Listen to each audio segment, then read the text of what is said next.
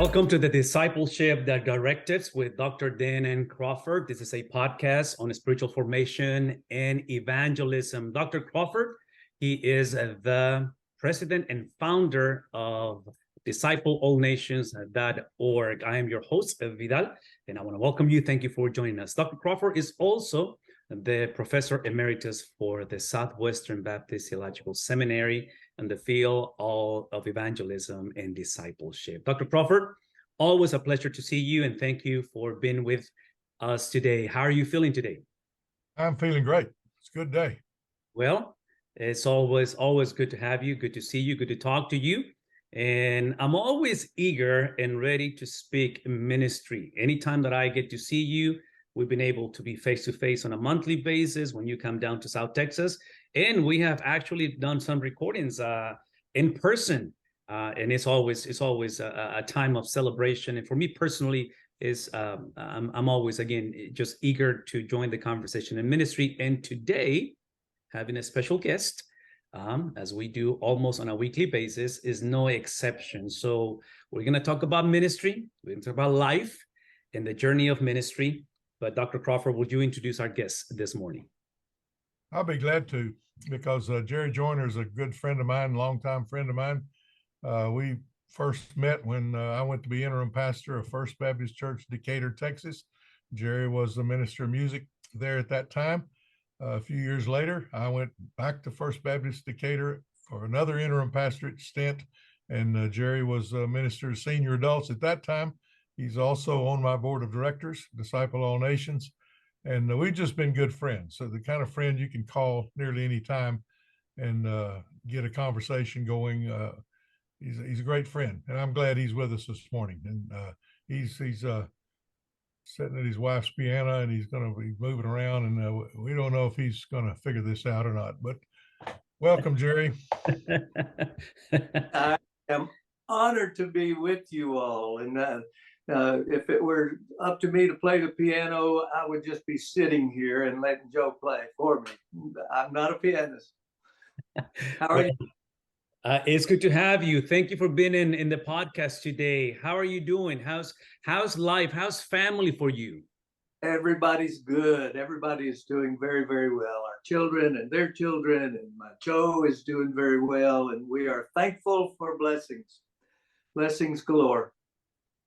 We're glad to hear that, brother, and it's a pleasure to meet you. For me personally, I'm kind of the new person in the conversation because we've been doing this for now several months, the podcast, and I've been privileged to meet a lot of Dr. Crawford's friends for decades now. You guys have enjoyed friendship for a long, long time, which to me has been a delight to know and to meet many of you, and you obviously are part of that legacy of relationship with Dr. Crawford. Which let me ask you. I got a kind of a twofold question for you when it comes to the intro that Dr. Crawford just gave us on your interaction and relationship with him, serving twice together vocationally in the local church, in this case in First Baptist in Decatur.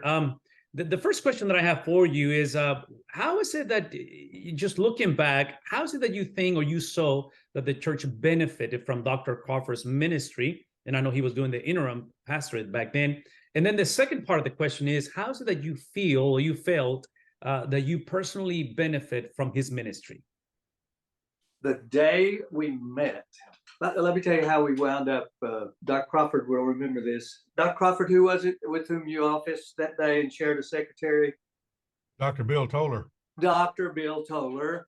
I called, we needed an interim. I was tasked with finding an interim, and they said, call Dr. Toller. He's been here before. So Dr. Crawford was our second choice, right behind Bill Toller. And I called Dr. Toller, and he said, "No, I have an interim, and I can't do that. But let me introduce you to a friend of mine with whom I share a secretary and a ministry assistant." Anyway, we just hit it off on the telephone. He came, and the very first Sunday that they were here, my wife and I, hosted them for lunch. And the day they drove out of our driveway, and my wife and I were standing there. And I remember vividly saying, those are the kind of people that we'll be driving through Fort Worth and we'll just say, what are y'all doing? Let's go eat somewhere. And that's the way it's been. And we have shared so many wonderful memories in ministry and private life. And it's just a joy that we share that many common things.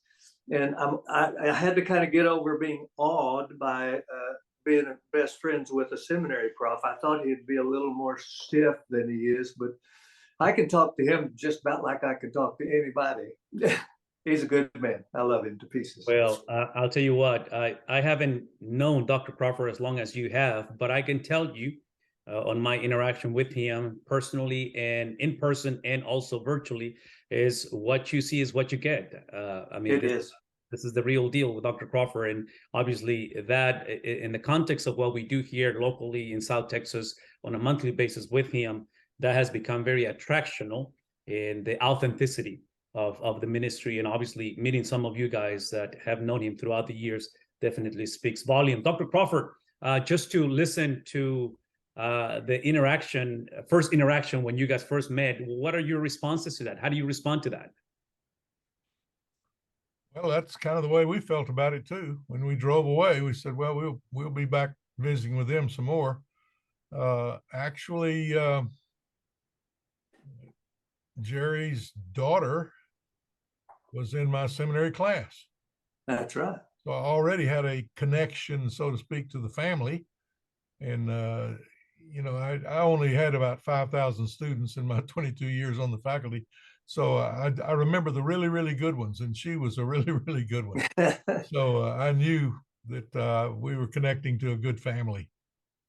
She's at First Baptist Louisville now, children's minister Louisville. Julie is a fan of Dr. Crawford. Let me tell you, Vidal, about the second interim in which Dr. Crawford helped us.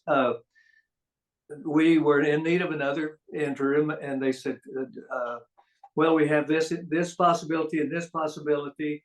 And Dr. Crawford was dealing with somebody else. I can't remember with whom you were talking, but anyway, I try to be very passive as far as, having my way, or I have all the way. I'm on a part-time basis now in a little church in Paradise. But I tried to kind of lay over in the weeds most of the time. But I finally said, y'all, we're going to lose Dr. Crawford if you don't do something pretty quick. And they did.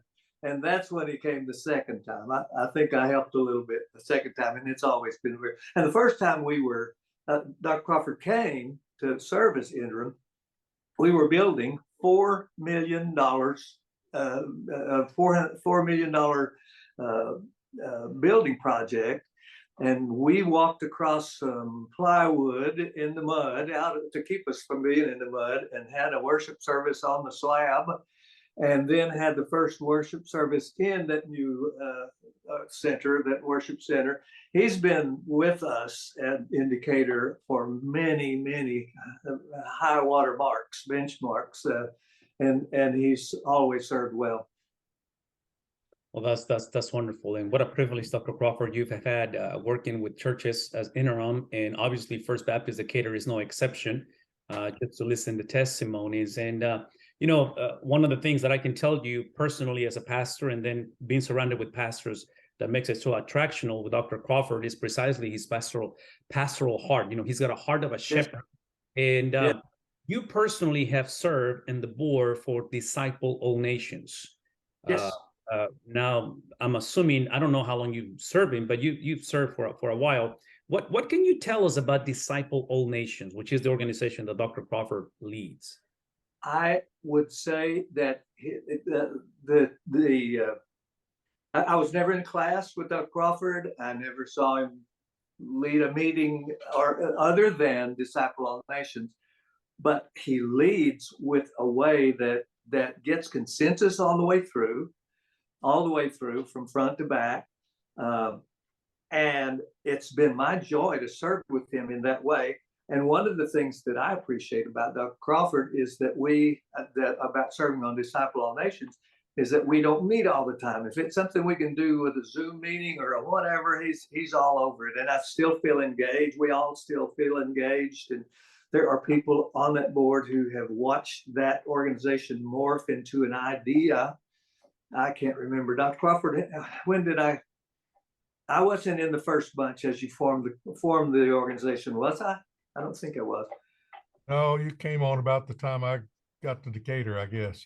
Yes, that's right. That's exactly when it happened. Anyway, the end of that is it's the organization has served in many ways. Dr. Crawford's not afraid to accept a new challenge. It's been Canada. It's been cars, automobiles for missionaries. It's just an idea here and an idea there, and he's just engaged in such a way that he, first of all, knows what needs to happen, and then we get to help. We board members get to help. That's a rewarding thing, and I appreciate that. Well, thank you for your service, because again, we're the place for some of us that we have become the beneficiaries of the legacy of the ministry. Previous podcasts, we have interviewed a couple of people that they go back into the early years of ministry for Dr. Crawford. This is BSU ministry. This is before he became Dr. Crawford, in a sense of education and the journey that the Lord has allowed him to pursue through vocational ministry. But since you are one of those unique individuals that have had the opportunity to see the ministerial, pastoral aspect, but also the board member, when it comes to this global impact that Disciple All Nations had. Let me ask you this also. Have you seen any difference in his ministry over the past few years? Oh, yes. I mentioned a morph. I've watched the organization morph from Canada to whatever, always ministering, always mentoring, always that. The latest morph, I think, is reaching more people than ever before. Dr. Crawford and I have talked before about how many individuals' lives are touched by this blog and the ministry that you are having and the ministry that you all team on. And I think it must be at least as many as he's ever ministered to, 30 or 40 at a time at the seminary, or 6 or 8 in Canada mentoring, or preaching to a few hundred here and a few hundred there. This last chapter of his life, I hope it's not the last chapter of his life, but this latest chapter of his life is reaching more people than I think I've ever seen him do. And it makes me proud to be a part of his life. It is exciting, because part of the legacy, besides everything that people can find at discipleallnations.org, meaning all the resources, which as long as there is internet and there is printed material, people will have access to. That's it. I'm neglected to say that it's because of the internet, because of the possibility for me to be sitting here in Decatur and you there and him at his office in Fort Worth, and then to share that with however many people are down there and however many people log in. It's just mind-boggling how many people are on there and how many people can have access to it. Well, and Dr. Crawford, there's a reminder that methodologies may and will and have to change because of the times. They force us to change. Some of those are delightful changes. Some of them are not as pleasant, but regardless, and the gospel remains the same. And I can tell you that meeting you and having this conversation this morning is part of the faithfulness that you have devoted yourself to the centrality and the purity of the gospel, for which we are very, very grateful. Now, we're coming to an end on our conversation, and I got one more question for you, Brother Joyner. And let me ask you, again, just looking at the journey, looking at the legacy and your interaction with Dr. Crawford, would you happen to have any questions for him? Specifically, I'd like for you to think that you may think in the field of a spiritual growth, a spiritual formation, that you can think of. Maybe this is your chance to ask Dr. Crawford a specific question. I have always been inspired by the praying, teaching, the prayer thing, and it's been one of my. I'd like to ask him an impression, and I'm not throwing I'm not making a criticism especially, but he was the singular, I guess, one on that campus who taught generations of people about prayer and discipleship. And now there is no chair of prayer. It's not funded. It's I'm not sure if it's taught. If there is one, Dr. Crawford, you can correct me, but I think you told me one time there's not a class about teaching and the priority of prayer. But I'd like to hear what your impressions are about where things are now and what you think is kind of in the future regarding prayer on the campus at Southwestern Seminary. When I retired from the faculty in 2007, since that date of my retirement, the course on prayer has not been taught at Southwestern Baptist Seminary. The chair of prayer, that's a fully endowed chair of prayer, there are only 2 of those in the world, by the way. Southwestern Baptist Seminary and Asbury Seminary in Wilmore, Kentucky. Only 2 places in the world where there is a fully endowed chair of prayer, meaning it's paid for and there is a professor on the faculty that's responsible for it. We did some other things with prayer other than the teaching of the academic course, but since 2007, no one has taught that course. I'm thrilled to say that the newest president we've had several in a row here. The recent president, Dr. David Dockery, has asked me to come back and teach that course on prayer in the fall semester coming up. So it will once again be taught. It'll be taught as an internet course where students will take it online. That's the way most students go to seminary or college, anything these days is online. So it'll be taught through videotapes online, but it'll be taught in the fall semester. And so I will once again be back teaching at Southwestern Baptist Theological Seminary. That is marvelous. And I knew that, but I wanted you to tell it. I knew you were back for that class. But I sure wanted to hear you tell that good news. The good thing about this kind of course is once the videotapes are made of the lectures and so forth, it can be repeated without me. So if they don't hire somebody else to teach prayer, it can still be taught. And all I'll have to do is grade the papers, I guess. But I'm hoping that when I retire again, whenever that is, that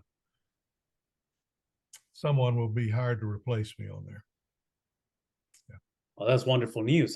This is news to me. I didn't know that. So this is a great surprise. I'm eager to see how the Lord is going to retake on that conversation. So most definitely, that's definitely important.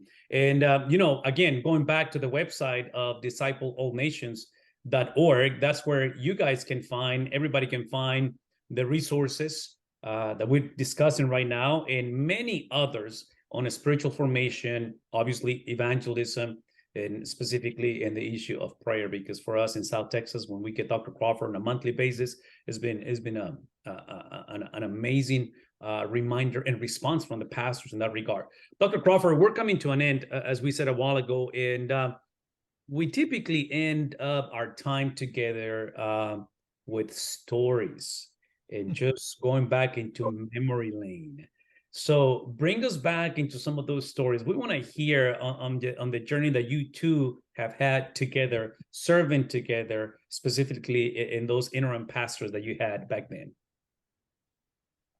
Jerry, I think I know what he's going to say. Jerry Joyner and I probably got more stories together than any other 2 people, but we've had a lot of experiences. But he mentioned the new building that was built at First Baptist Decatur. And I was fortunate to be there when that state-of-the-art worship center was opened. And the first few Sundays, all the bugs hadn't been worked out of the systems. And we had a few experiences there, one of which is classic. And that is they had the screens up and all the high-tech, projection. Yeah, where everybody could see the big screens, but they didn't have a monitor. That's the one thing they forgot to put up. where the person at the pulpit couldn't see what was on the screens behind them. And so we are singing. These were days ago now when we sang hymns, and preachers were sitting on the platform. So I'm setting up there. I can't see a monitor. Gerre is leading, and we are singing "All Hail the Power of Jesus' Name," great old hymn. And we got to a part of the hymn where the whole front 2 or 3 verses, rows of teenagers just cracked up in laughter. And I glanced to my right just in time to see the screen before the words disappeared, and spell check had missed something. And we sang, "Oh, that with yonder sacred throng, thong, we at his feet may fall." So that throng of people suddenly became a thong, which for the senior adults, they thought we were talking about shower shoes, but the new idea of a thong I thought we were talking about shower shoes. is that, this is kind of a skimpy bikini kind of outfit. And so the teenagers were having a blast, and the senior adults were wondering what that was all about. And Gerre couldn't see the screen, so he didn't know what was going on. And I could hardly wait to the end of the service to share that with him, what we had just done. But "Oh, that with yonder sacred thong." Oh, mercy. And I really, that was in the days when I don't remember when they started calling the underwear thing a thong, but I didn't know anything about it. So you have to Google it. I had to Google to that. find out what you're talking about. The danger of putting the teenagers on the front rows. Oh my lads. They got But also is the danger of not keeping up with the new vocabulary and the new things coming up. right. Oh yeah, Behind. you've gotta keep up or you get left behind. My problem was I had to get up and preach right after that. Yeah. How do you transition there? Oh my goodness. It's tough. How do you transition? He's the master of segue. He could do it if anybody could. Oh yeah, that's for sure. And you got to be prepared for those things. I mean, come on, it's just ministry in that regard. Well, listen, it's been a pleasure to meet you, brother, and thank you again for coming and joining the podcast. And we're always grateful to see how and to hear and to see how the Lord has worked throughout, again, an amazing journey of ministry and teaching, and even the news that you help us to break out today with Dr. Crawford coming back to actually teach again, Yes. a very, very crucial topic in the life of seminary students. Very much. Very much. I appreciate being asked to share in the blog blog, but I need to tell you one thing. There are a lot of my friends who don't want to talk about it very much. But you are my newest friend. You are my newest friend. Thank you. The feeling is mutual, and thank you. Right. And you made reference of meeting my son earlier back in Yes. the board meeting, and thank you for your service. Thank you for what you do with the rest of the board, because without you guys, I mean, definitely Disciple All Nations, it's an integral part as we It see the is. Lord continue to utilize this ministry to impact the nation. So once again, thank you for being with us. We'll see you guys next time, and have a wonderful day. God bless. Thank you, fellas. Bye. This is episode number 3 of Discipleship. This is Directives podcast and Dr. Crawford. I'm here this morning. Join us, Dr. Crawford. How are you?